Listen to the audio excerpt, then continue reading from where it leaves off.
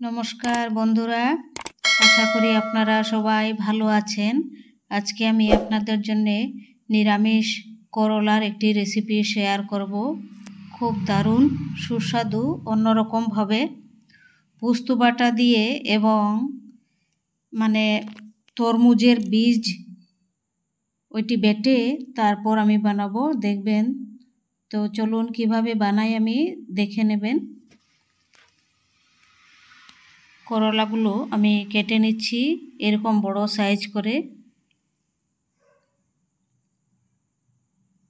অল্প বড় সাইজ হলে খুব ভালো লাগে খেতে।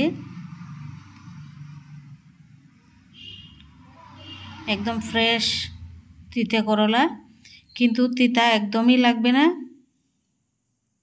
টোটালি তিতা ছাড়া তিতা করলার চচ্চড়ি।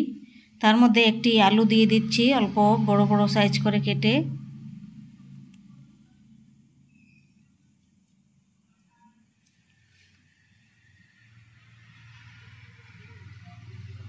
এখন আমি এই রেসিপিটির মশলা তৈরি করে নেব।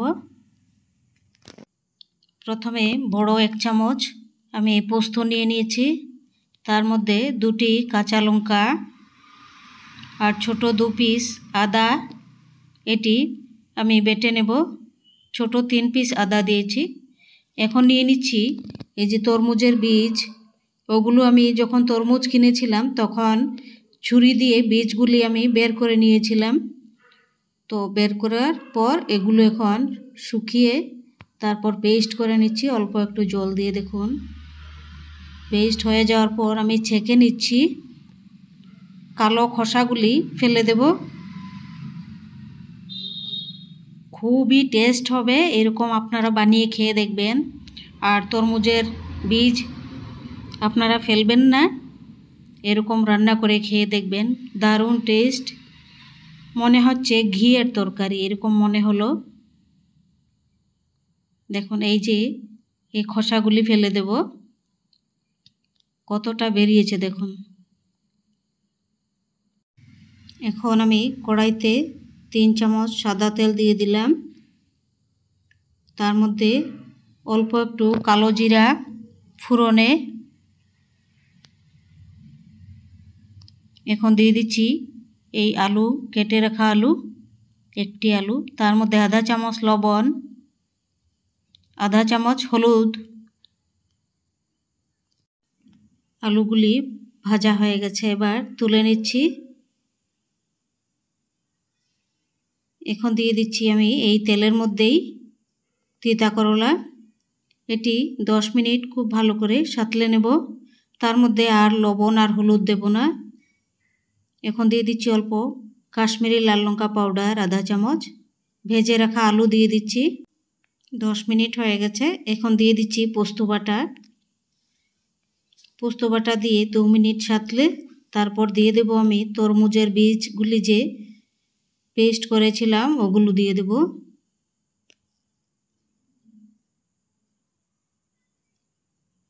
এখন দিয়ে দিচ্ছি তরমুজের বীজ বাটা।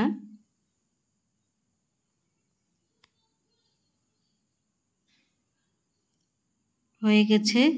এখন দিয়ে দিচ্ছি আধা চামচ চিনি। দারুণ টেস্ট হবে। তিতা করলা বোঝাই যাবে না এটি তিতা করলা। প্রচণ্ড টেস্ট হবে। এরকম আপনারা বানিয়ে খাবেন। আর রেসিপিটি যদি ভালো লাগে আপনাদের, অবশ্যই লাইক করবেন, শেয়ার করবেন, কমেন্ট করবেন, সাবস্ক্রাইব করবেন। আমাকে কমেন্ট করে জানাবেন কেমন হয়েছে রেসিপি। খুবই দারুণ লাগবে খেতে। এইরকম করে পোস্ত বাটা দিয়ে আর তরমুজের বীজ বাটা দিয়ে বানিয়ে খেয়ে দেখবেন। আর আরেকটি কথা বলি আপনাদেরকে, আমার ভিডিও রেকর্ড করা যদি ভালো না হয় আপনারা আমাকে ক্ষমা করে দিবেন, কারণ এত গরম টেম্পারেচার সাংঘাতিক। তো এর জন্য আমি মোবাইল দিয়ে ভিডিও করা খুব অসুবিধে। রান্না করার সময় মোবাইলটি কাছে নিতে হয় রান্নার সামনে, তখন মোবাইলটি গরম হয়ে যায়। এর জন্য আমার ভিডিও ভালো হয় না।